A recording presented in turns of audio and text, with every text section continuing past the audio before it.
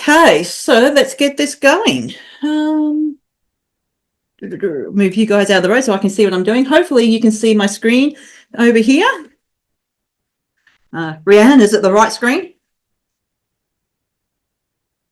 Yes. Thank you. Sorry, I had to unmute myself. No, that's all good. So I actually don't need to introduce myself to either of you, but for the sake of those who are going to watch the replay, I'm Amanda Sutherland. I'm a creative content navigator, and I'm excited to have you all here today and to help me with join on this masterclass. So just some quick housekeeping. Pop your questions in the Zoom chat. I'll come back to them at the end of the session and hopefully I'll answer some of those questions as we go along. If not, we'll have a live Q&A at the end and I'll do my best to answer them for you. And yeah, like I said to you, Dean, if you don't, if you miss something, don't stress it because the replay will come out to you. Okay, so this is a little bit of the areas I do. So a little bit about me. I'm a content creator. I'm a creative content specialist. That's a bit of a tongue twister. I'm going to have to change that. So I've got years of experience working in the sort of color and branding space with whether it be through having my own businesses and working for other people. I love branding. I love color. The more color, the better for me. And that's my personality. I love bright color.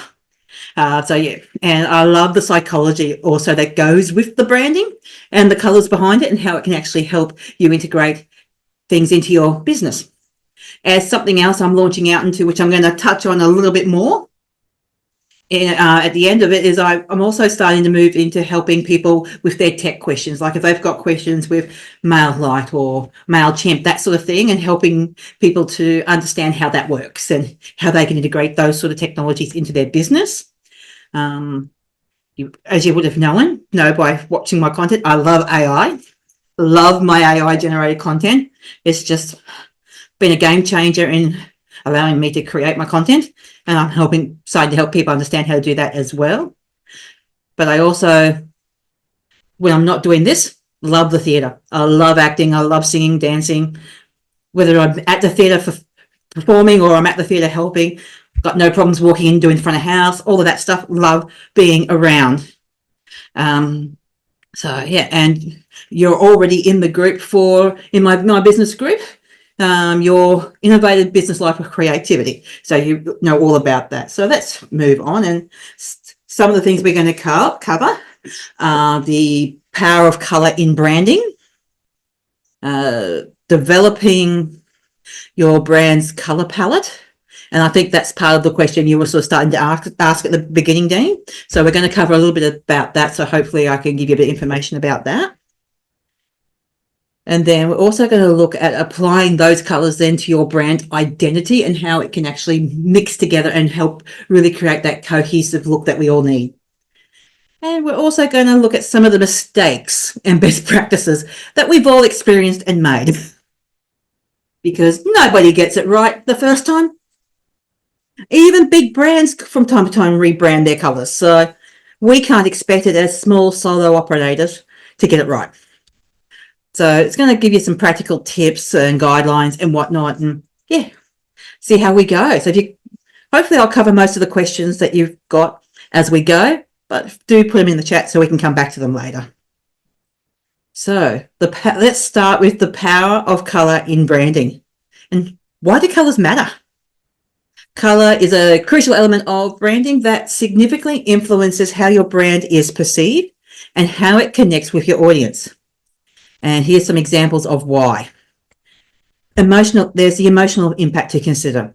Colors can and do affect emotions. Lots of different colors evoke different feelings. For example, blue, especially in a Western culture, and we've got to remember this is all cultural biased.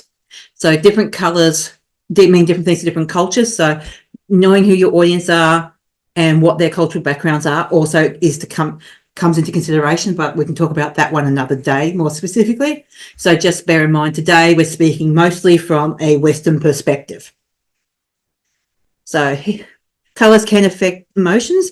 For example, blue often conveys trust and calm, while Red can signify passion, excitement, anger, all of those sort of things. So two very big extremes. So choosing the right emotions is really important when you're trying to set up your brand. How do you feel about your brand, and how does your audience feel about you, and how do you want them to feel about you? Now, color also helps with brand recognition in the way of your visual identity. So consistent use of, geez, I can't talk today, can I? Sorry, guys. Consistent use of the colors creates a strong visual identity that makes your brand easily recognizable. Dean, I believe you've got a lot of greens in yours now that I'm seeing. Is that right? Yeah. I know when I see one of your videos, I know it's your video straight away. Yeah, I just using green and gold. Yeah. Yeah, so I know as soon as I see that and the template you've got set up, I know that's your video. So having those colors is really great for creating that recognition. So another example we've got here is Coca-Cola, red and white. Everyone knows what that is. Then you've got to look at also the psychological effects of it, which includes consumer perception. Colors can influence consumer behaviours and perceptions. And there is research that shows colour can affect purchasing decisions and your brand loyalty. And we'll get into a little bit more into that later on. It also impacts your decision making. So understanding how colours impact decision making can help you design more effective marketing materials. And that's things like, if you want someone to take action, put a big red button on where you want them to take action, that sort of thing. Or a big yellow button, things that stand out and say, do something here. That sort of thing. So make sure you're taking that into consideration. There's also the differentiation part of it, which helps you to stand out. So we operate in a absolutely crowded marketplace, all of us, absolutely crowded marketplace. So one of the things we can find is if we've got a distinctive set of colors, it can help our brand stand out from the competition, stand out from what's happening on social media. If we've got the right colors for our brand in our industry, we will stick out like a sore thumb, which means people will see us. And briefly going to touch on the cultural significance here.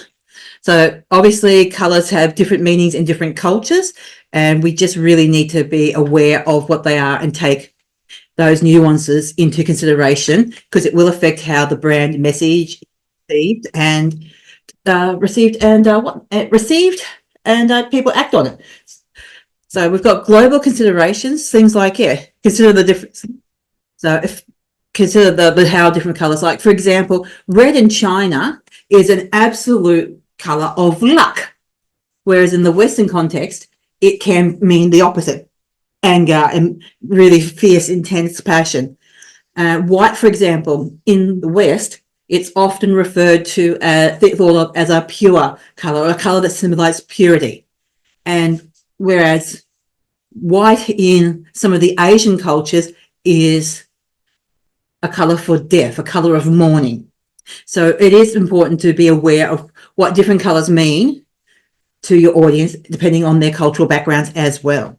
So when we're creating an impactful brand, we're choosing colors that are aligned with brand values, resonating with our target audience, and the net result of all of that is it helps us stand out in the market. Hi, Marcel. We've got started early. We're going to keep going, and if you want to pop any questions you've got in the comments, I'll come to them at the end of the session. And there is a replay coming out, so if you can't keep up or don't want to take notes, don't stress it. Okay, so let's have a look at our next slide. Where are we up to? This one here. So we're going to have a brief look at color psychology now. So that's some of this stuff we were talking about just a moment ago. So let's have a quick look at what some of them portray. So understanding the basics can be really useful when we're trying to create a brand palette. So we've got red, the emotional impact is passion, energy, urgency, often used to grab attention and stimulate excitement. It's often, I don't know if you've noticed it, but it's often common in food and entertainment industries because it does bring that excitement to it. For example, how many fast food chains have red in them? Just that's something to think about. A lot of fast food chains have red in them because it can make you hungry, as example. Blue, so you've got the emotional impact of blue is that trust, calm, professionalism, and it's often popular in corporate and tech industries to convey reliability and competence. Is that why Facebook's blue, for example? Sort of thing. It's often also used for financial institutions and healthcare. So again, think of how many times do you see a medical institution with blue in its colour scheme? How many of your doctors have got blue? How many of your banks have got blue? Think of that sort of examples. So yellow. The emotional impact of yellow is it creates a sense of optimism, warmth, clarity. It's effective for grabbing attention and evoking a sense of cheerfulness. And it's frequently used in retail and children's products. So Marcel, yellow is a great colour for you. Marcel's a children's entertainer. She's got these really great clown characters that she does. So moving on to green. The emotional impact of green is nature, health, and tranquility. And it's often those sort of sentiments are often associated with eco-friendliness and wellness, which is why you often see it in health-related brands, organic products, and eco-friendly or sustainable type products. So, Dean, the answer to your question that you asked me at the beginning, green fits very well with what you're doing. So, purple, emotionally, let's try that again. Sometimes you just got to stop and laugh. So the emotional impact of purple, it creates that sense of luxury, creativity, and mystery. Now, it's often used to create sophistication and innovation, and it's common in beauty products and high-end services, and it's often associated with royalty. Now, one of the reasons it will be associated with that luxury and creativity is because back in ancient times, like 300-400 years ago, the colour purple was incredibly hard to produce. So it was a very cost and labour intensive product, which meant only those with money could afford it. So that has translated these into our modern era with that sense of luxury and creativity. Orange. The emotional impact of orange is it's energy, it's enthusiasm, it's fun. And it's really great for promoting creativity and friendliness. Again, it's often used in entertainment and sports brands because it's got that creativity, it's energy, it's fun. We just want to get out there and have fun. Now, black. Black's another one we do need to consider carefully. In our Western culture, black has many meanings. Some of them are elegance, power, sophistication. It also conveys that luxury and high status. It's very common in fashion and luxury goods. It's also in the Western culture related to funerals and grief and things like that. So we do need to use it carefully. White. Again, white is something that we need to be very careful with how we use. Like I said earlier, it's got that simplicity, purity, cleanliness to it. And it's often used to create a clean, minimalist look. Also common in tech and healthcare industries. So what are the two colours you often see in tech and healthcare? Blue and white. And hopefully this sort of basic understanding of colour psychology helps you grasp why a lot of these logos are in those colours. So that then sort of begs the question, how do we apply the basics? So let's start with looking at aligning with our brand values and choosing colours that reflect our brand's personality and values. Things to consider: who's your audience? Who are they? What message do you want them to receive? What message do you want to send about yourself? How are they going to interpret the colours that you're sending out?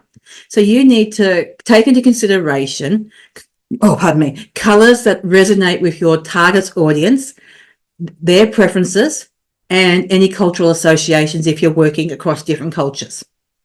So the key takeaway here is making informed color choices. So it comes down to that old business basic of knowing your audience, who they are, and where they belong. It's that old basic. Know them.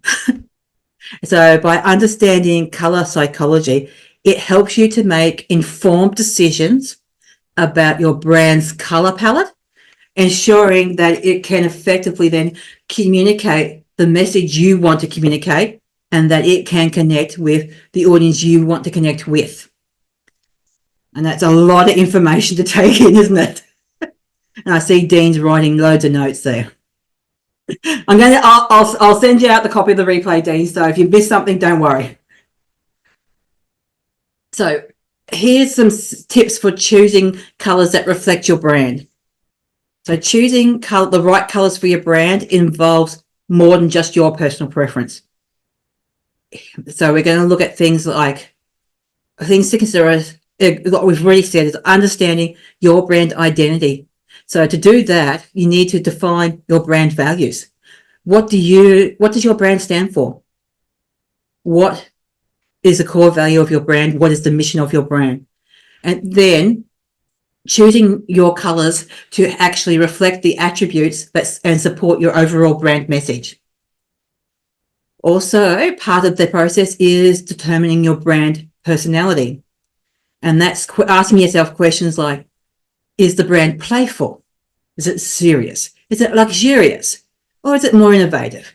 And then choosing colors that align with that personality. So by asking all these questions to yourself, you can actually create a brand that works for who you are. So then you've got to ask yourself, like we've spoken about a couple of times already, know who your target audience is. What are their preferences? And do some research into your target audience's color preferences and cultural associations. And this way you can ensure that your color choices will resonate with them. And sometimes even within the same culture, colors can be different and perceived differently for different ages, different genders, different areas within a country, that sort of thing. These are all factors we can consider as part of the perception of color. And then our next step really is analyzing the competitive landscape. And what that means is have a look at the color palettes of your competitors. Identify common trends and avoiding colors that are overused or very closely associated with other brands in your industry. That can actually help you differentiate your brand. And that's like if you've got, say, Dean, you've got in the food industry, there's a lot of green. So you've got your green and your gold together, which will help you stand out because you've got a very strong green, whereas a lot of those other colors in your industry will be more the muted greens and the olive greens. So it still works with the industry and complements the industry, but it makes it more personal to you. Marcel, you've got your kids' entertainment, which is pink. Stands out for the kids, but it also reflects who you are. And as we said earlier, yellow is often the color associated with kids' entertainment. But you have incorporated a little bit of yellow into your design. So you've incorporated it, but still found a way to make it you. And Rhiannon, I know you're still working your colours out. But you'll get there. You'll get there. It takes time. You're not going to get it right the first time. Trust me. Trust me, you're not going to get it right the first time. And then once you've got these colours that help you differentiate your brand, it's a great idea to choose a balanced colour palette. So some ways to do that is select a primary colour that represents the brand's core identity, and then some secondary colours that complement it. And by doing this, you can actually help to create harmony, which ensures that your palette works well together. And if you're not sure about what colours to choose, there are tools out on the internet like Adobe Color and a company called Coolors, which is Coolors. Now, Coolors is really cool because from memory, it's been a while since I used it. You can actually upload a picture and it will select a list of colours for you from a picture. So if you've got a picture that you think really loves and you really love and resonates for you, you can upload it to something like that. And if you're into Canva, like I know most of you guys are, you can also upload into Canva. And when you go down to the side there into the picture itself to choose the colours, it could actually, when you're choosing colours for text and whatnot, if you go just a bit below the text colour, you'll see it says colours from photos. So you can actually help work your brand colours out that way as well by looking at different colours in different pictures that you feel like resonate for who your brand is and who your audience are. So just a couple of little tricks there. Yeah. Another thing to do is to test and validate these colour choices with your target audience and gather feedback. So some examples can be running surveys on focus groups to see how well your colours resonate. And that might be as simple as putting up 2 different posts on Facebook as an example. One with one colour, one with another colour, and seeing which one gets the better reach. The example we've got here with my brand recently is I've just tweaked all my backgrounds for my quotes and affirmations to sort of from the duller versions of my colours to the bright, sparkly versions of my colours. And that has made a massive difference to my reach and my engagement because people are loving the bright colours because it resonates with who I am. So it's really, sometimes if you need to test your colours, that's a great way to do it. But you also need to consider things like making sure that these colours work across the different platforms you're going to work with, whether that be digital, print or social media. I was working with another client not so long ago where she had this beautiful colour that she absolutely loved, but for some strange reason, nobody could work out how to print it. And every time we tried to, we gave them to see all the different colour variations, because with Canva you can give them all the colour variations that printers like, but nobody could work out how to print it. So we had to change her colours, which meant that she had to find a new colour to be happy with. So testing it like that is really, really important to make sure that it works across all the different ways you want to use that colour, whether it be print, digital or social media. And something else to also consider is that your colours are accessible to people with visual impairments. So as an example here is, for me, when I look at a white background with black text, it jumps off the page at me and blurs, which is why you see most of my posts with blue text, because it sits on the background for me and I can actually read it. So these are the sorts of considerations to take into account. So you need to also ensure that there is sufficient contrast to the background that allows people to actually read it and use for readability and usability. Because if your colour blends too well with your background, people aren't going to be able to read it. So ensuring that your colours adapt well also to various formats and sizes is essential, and that's things from business cards to websites. So having that consistent use of colour the whole way through is kind of important. So being strategic in your colour selection helps in creating strong and cohesive brand identities that align with your values while still being able to resonate with your audience and standing out in the marketplace.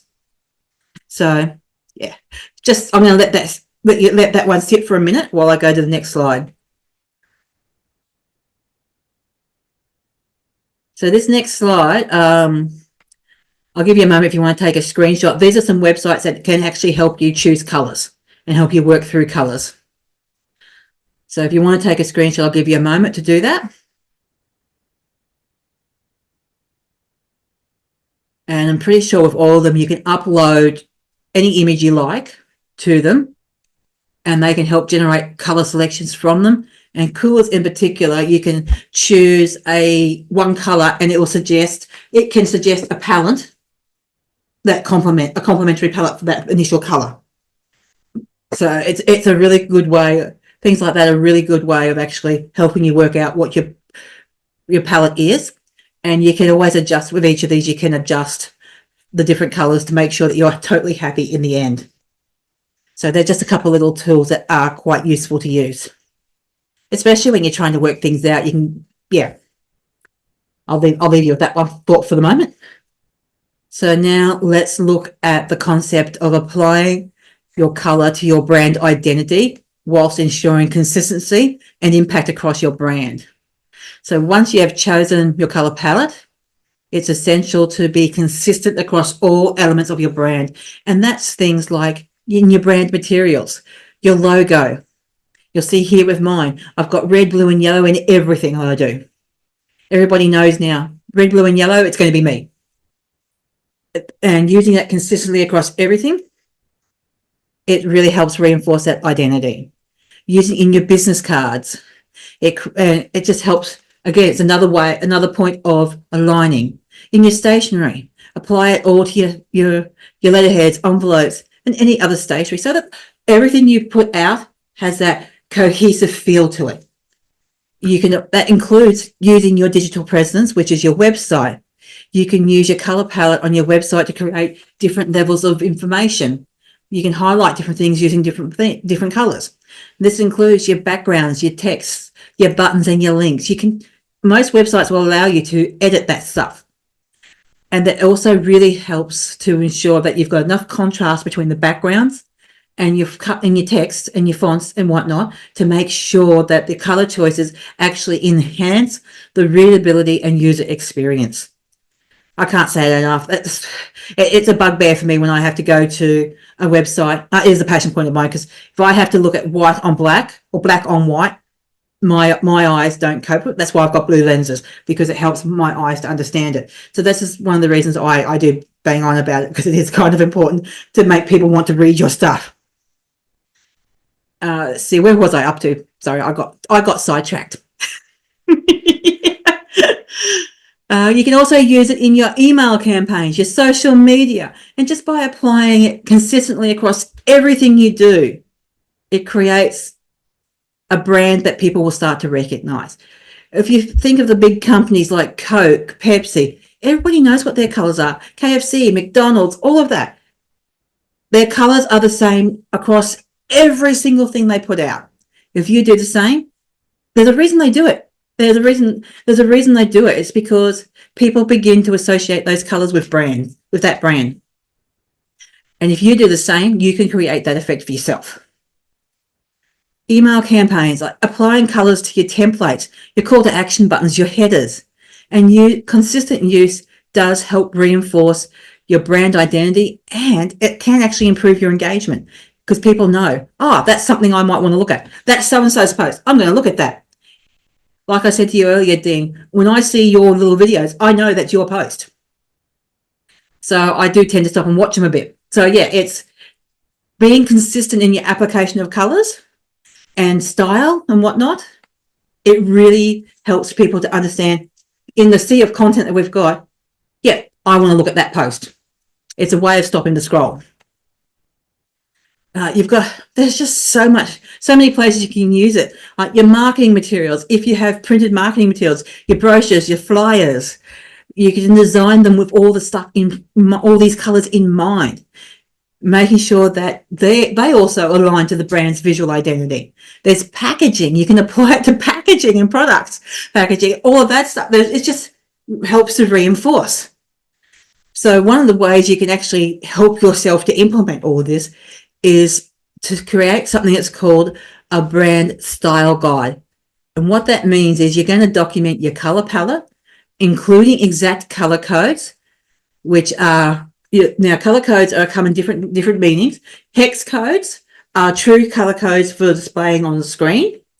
RGB is a red, green, blue, and often is really good for use when you're talking screen. Now, if you want to send something out to print, you'll need to convert it to something called CMYK, which tells the printers which percentages of cyan, yellow, magenta, and black to mix to create your color. And by putting all of this information in your style guide, you can just copy and paste it when you're sending something out to be printed. And it also helps you to stay consistent. If you're using Canva, set it up in your brand kit. Set your colors up in your brand kit using the hex code. It just helps you to stay consistent. It means you don't have to guess what color it is.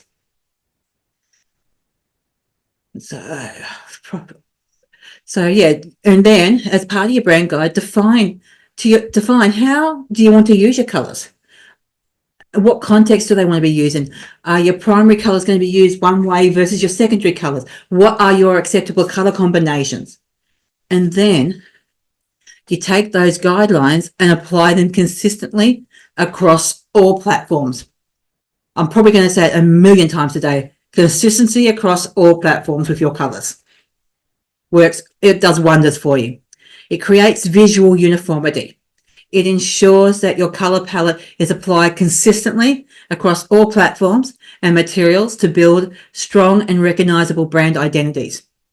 Now, sometimes you're going to find you need to adapt colors for different mediums. For example, that's the digital versus print we've been talking about.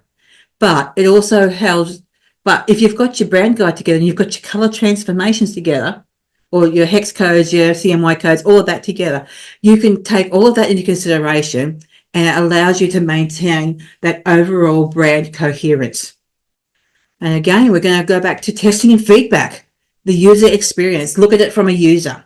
Test your color applications to ensure that they enhance the user experience and do not affect the readability or accessibility of your information. And one way of doing this is to collect feedback from customers, stakeholders, even friends and relatives. Show them what you're doing and see how they react to it. Do A/B testing on your posts. Use one set of colors and another set of colors and see what works best and see what message people receive. It doesn't matter that you have to chop and change. By doing the testing, you'll find out the best combinations that are going to give you the best work and the best strength of brand identity. So one of the key takeaways here is effective color application through consistent and a thoughtful application of the color palette across all the brand elements strengthens your brand identity and enhances the impact you can have. So let's have a quick look at some of the common mistakes and best practices that we've all made. We've all done things right. We've all done things wrong. Let's have a quick look at some of those. Because it's, like I've said a million times already, it's not just once. You're not going to get it right first time. You've got to chop and change. And as the business grows too, you may find down the track that color a particular color doesn't work for you anymore. So be open to, you might need to tweak as well along the way. But some of the common mistakes we can avoid are things like, sorry, I've lost my place. Okay, so we've got things like inconsistent color usage, just throwing any old color up there. Using different colors across different platforms and materials. If you're not consistent in use, what it does, it confuses the audience and it dilutes your brand identity. So if you've gone to the trouble of putting the colors together, why not use them? Why would you purposely go out and dilute the effectiveness of your message by not being consistent? So that's my question to that one for everyone to think about. So yeah, that's coming back to your style guide. Now, overuse of bright and bold colors. Now, this is something I have to watch because I love the bright, bold colors, and they are very, very consistent with who I am as a person, as I think everybody here in the room knows. From head to toe, I love my colors. But myself and all of us do need to be careful to use them sparingly and combine them with neutral tones to make them balance. And that ensures that color choice then enhances the readability and the visual appeal. Another common mistake is ignoring color psychology. Now, we've all done this. We've all done this. I don't know a person who hasn't. And what happens here is the failing to consider how the color influences emotions and perceptions of that color can often lead to mismatched branding and missed opportunities and misunderstandings with your audience. And that's the last thing we want. So the solution here is to actually research and understand psychological effect of colors. It helps us by doing that, we can then align our color choices with the emotional response we want to elicit from our audiences. There's also another big mistake a lot of people make is lack of accessibility and considerations. And that's putting maybe a white text on a light blue background. That's an example of poor contrast. Poor contrast and design can make content very difficult to read for individuals with visual impairments. So you've really got to make that, if you hear me go contrast, contrast, contrast, it's because you need to have something that's clear and easy for people to read. I mean, even if you don't have a visual impairment, something that's brightly coloured with brightly coloured text, you cannot read that. So you need to make sure that it's easy for people to read. So that's the solution, is ensuring that there's enough contrast between the text and the background to create that ability to use it. And we all know that there are colour trends. Fashion will bring out colour trends, paint industry will bring out a colour trend. All of that will influence colours throughout the year for everybody. But if you choose your colours solely on the current trend, you run the risk of making your brand feel outdated or even disconnected from your core identity. So the way around that is to select colours from the trends, select colours that can be worked in and complement your branding, and use them sparingly. And that way you can still have your long-term branding with those seasonal or trend elements. So let's move on to the next slide. We're getting through this pretty fast, actually. As always, I've got a lot of information. So let's look at some of the best practices versions now. And that's going back to what we spoke about earlier of developing your cohesive colour palette. That's creating a balanced palette with your primary, your secondary, and your accent colours, ensuring that all the colours in your palette complement each other and work well together on the different mediums we spoke about. Again, the best practice is to test your colour combinations. That's asking for feedback from different groups, asking for friends, relatives, testing on social media. Again, another best practice is creating the brand style guide. This includes documenting your colour choices, including all the codes that we spoke about. It just helps you to maintain consistency and guide your future design decisions. And the easiest way to implement that brand style guide is to set up your brand kit in Canva. That is the easiest way to implement it. Also, make sure you are considering your cultural context, being aware of how colours are perceived in different cultures, especially if you have a brand that operates internationally. Because what works, say, here in Australia may not work somewhere else in the world. So you do need to take all of that into consideration.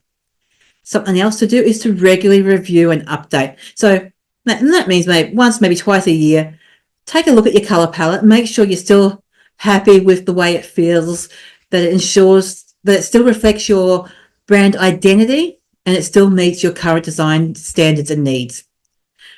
So the key takeaway here is using effective colour strategy allows you to avoid common mistakes by following the best practices that create cohesive, effective, and accessible colour strategies that work together to enhance your brand identity and therefore your impact. So we're getting close to the end here. So we're going to have a look at recapping some of the points that we've covered. So we've got power of colour, and that involves understanding how colour can influence perception and emotions. Then we've got your colour. We looked at colour psychology basics, which is gaining insights into how different colours affect your brand messaging. Selecting a colour, then you got choosing your brand colours, which is selecting the colour palette that aligns with your brand identity and audience. And then using colour tools to help you with your colour selection. And that's that slide of tools we spoke about to help you understand which colours work well together. And those tools really allow you to create an experiment with your colour palettes you can see how they work together, really work easily with some of them. So the next one is, if I go back to the next slide, is then applying your brand to your brand identity. And that just simply means to ensure that you are consistently and effectively applying this information across all the brand materials, whether they be digital, print, or otherwise. And then looking at the common mistakes and best practices to avoid pitfalls and implement strategies for a cohesive colour strategy. Now it's time for Q&A. Okay, so let's, I'm going to stop the share for a second and go see what I can find in the chat. And if you've got a question, unmute yourself and I'll do my best to answer it for you. Amanda, what about symbols? Symbols, again, that's your symbols can, because what sort of symbols are you, for you? I've got like a knife and fork on mine. Yeah. And a slosh. And I've got a grapevine in it. So freshness of food and things like that. I didn't realise it was a grapevine. Yeah, it's a grapevine down the side. I never realised it was a grapevine. That's awesome. No, that works.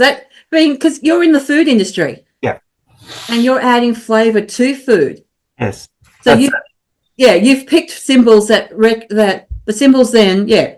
So you're right on. The symbols actually then work really well if they complement the industry. Yeah. So now I see the green and gold. I know that's just you. Yeah. Yeah. Okay. And ironically enough, I've just come back from the Gold Coast where we had our regular celebrations, and a new catalogue was brought out. And normally the catalogues are dark, and this time we've got this bright yellow. Ah. And our tablecloths and everything are black, so these are going to pop. Yeah, they're going to stick out when you're at the markets, definitely. Yeah, so somebody's done some thinking there. Yeah. But yeah, definitely like choosing your symbols and your icons to go with that business message is a similar process. Mm-hmm. And also if you're stuck with an idea for what works for your industry, look around the other industry, compare the competitors and see what they're doing, and then make it yours. And the other thing I was concerned about was the circle has got a broken lines. Or should it be a continuous circle to enclose it, or I don't know why my VA has actually chosen the broken lines, but it's one thing I've been concerned about. I just want to get your opinion. That is actually very much a personal choice. Yeah. Does the broken line, what does it say to you? Well, it's revolving, but there's always time to change direction, if you know what I mean. It stops and starts. Okay, and does that fit with your brand message? Yeah, it possibly does, because, thinking about it in that content, I probably, understand it a bit more, because the broken line is you're in a plate or a circle, and it stops and starts. So it's full, empty, full, empty. So, it's like food. Yeah, could be. Yeah. I don't know. I think you've answered your own question. Yeah, probably. But so you can actually, for those sort of things, you can't. So for terms of your iconography, that's a big word sometimes.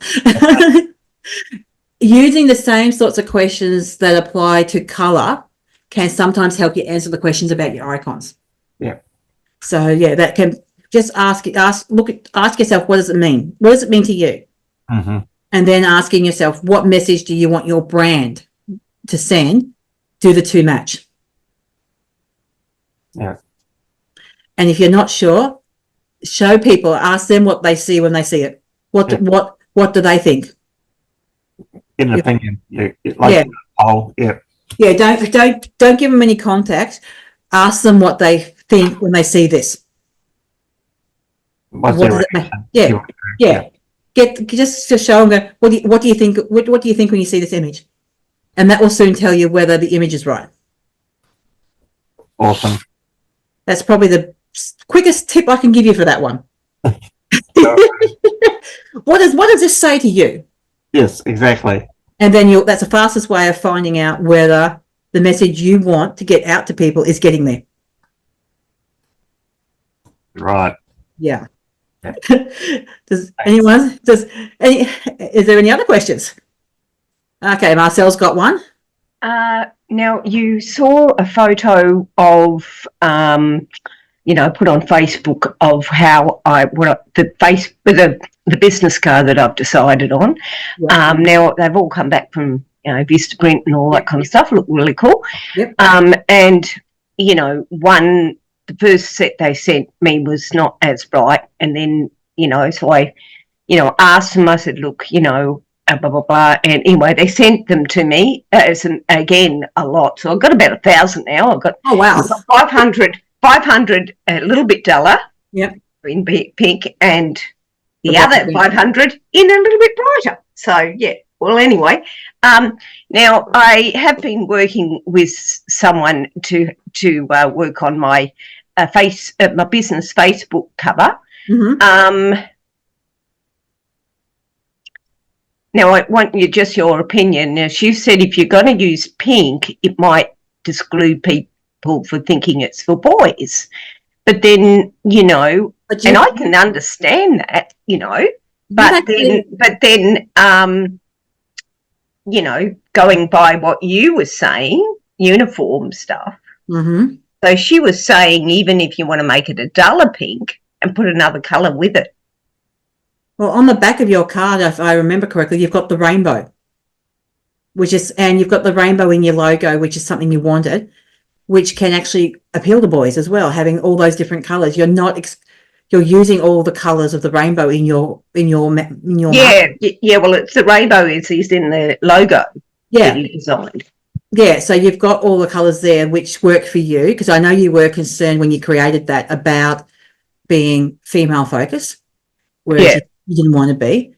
The clown that we ended up creating for you is actually pretty cool and funky, if you ask me. Well, it's me. And, but I'm somewhat biased though because I did the work. It looks. Everyone loves it, mate? And that's really that's part of the answer to Dean's question too. Is whatever logos and icons you pick do need to represent you as a person, you as the brand, and the message you want your brand to portray. Now, Marcel, you've got on the back of that card, remember, you've got many different characters on the back of that card, which will appeal to multiple genders, multiple ages. So I think from what I understand, you've covered it. Yeah. Well, but like the Facebook cover, like I've got a lot of pictures on it. Some of them need to be updated, which I was planning to do. And she suggested maybe only 6 pictures. Now, I don't know. Sometimes less is definitely more, because if you've got, think of it like this way. If you've got, say, 20 pictures in a little space, it's very crowded and it doesn't allow people to see what you do because there's so much happening. It's like, shit. It's like... it's way too much. It's way too much information. Whereas if you get back to a maximum of the 6 that were suggested, you can do a highlight focus on each of those different types of areas, which gives you more impact because people can get a chance to actually see clearly what you're doing. Yeah. Okay. So I could, when it came to the colour, because I really like pink. Yeah. Even though the rainbow doesn't have pink in it, it's got red in it. Yeah. And red, it portrays fun. Yeah. Red is energetic as well. Yeah. You've got orange, which is fun. You've got, the rainbow for you as a children's entertainment is perfect. Yeah. And in terms of the 2 shades of pink on your Facebook cover, if you want, do a gradient. So you've got both shades so that they match, the both versions of your business card match. Yeah. Okay. Yeah, cool. That's easy enough to do. Thanks, Tom. No worries. I might have to annoy you about that too, huh? Okay, fair enough. But not for a bit though. I know what's happening next week. Yeah. You take care, sweet. No worries. So, Rhiannon, I guess it's your turn. Do you have any extra questions for me? I don't really have any questions, but I do have a challenge in that my favorite colors that I want to put in my branding with all the other colors I was hoping for, it really doesn't work once you put it together. Because I really like a dark burgundy and a dark green and black and greys. and yeah, they're horrible to look at to read. So I have to rethink my entire approach. So one example of fixing that could be looking at, say, the burgundy and having the dark burgundy and then a lighter colour in the red burgundy areas. So you've got the darker and the lighter, and that creates that consistency between them. Yeah. So you can look at sort of like you've got the dark variation, then you've got the light variation and all the in-betweens, and maybe pick something like that to help you create the contrast. Yeah. So like the grey, for example. Amanda, you're frozen. Am I? Oh. Not for me. I don't know what's happening, sorry. No, Marcel, it's you that's frozen. Looks like it's at your end, Marcel. There she is. Yeah, she's back. Did you hear me? Yeah. Everyone else. I said you were all frozen. Yeah, it was at your end. It was at your end. Oh, I'm so sorry. That's all good. It's all good. It happens. It happens to us all. That's called rolling with the punches. I'm not doing magical powers. I haven't got any. Don't tell the kids you entertained that. No. Anyway, so I've got probably one or two more slides. So let me just bring them back up. So as we get ready to finalise, you guys have been fantastic today. I love it when we have small groups because it really gives us a chance to ask the proper questions that we want to ask. So thank you all for your attendance and great questions. Love it. Love questions. Rihanna knows how much I love questions. But yes, at the end of it though, when I'm finished, if you don't mind, if you could just pop into the Facebook group and write me a little review of the session, that would be awesome. And let me go back to my share screen so I can see what else is on my slides. And of course, I can't find share screen now. Okay, I'll just read what's on them. So the next, where'd it go? Tech issues, gotta love them. So the next thing we can do, so what's next after we've had all these questions and taken time to absorb all this information is, so steps to work through are to make an action plan that includes defining or redefining the brand's colours. So it sounds to me like the three of you are on track with that part of it. And then using some of the best practice we've spoken about to ensure consistency and effectiveness. And then make sure you use the resources available to help you use your colour, select your colours, and then the application of those colours. So that's things like the websites we spoke about earlier that can help you. Rhiannon, I think Coolers would be really good for you because what it will do is it'll show the colours side by side. So I was actually just doing that a minute ago while you were talking. Because it's really good because you can put in your primary colour and it'll give you a selection of colours based on that primary colour side by side so you can see how they all work together. And you can actually drag the boxes and move it around to see how the different colours work side by side, which can be really interesting to do when you're trying to pick colours. And then, just don't be afraid to reach out for extra support and follow up with me. Do not be afraid. Now I'm probably going to have to, because I can't find my buttons at the moment, I'll probably send you the slides as well. So you've got the slides to go through as well. And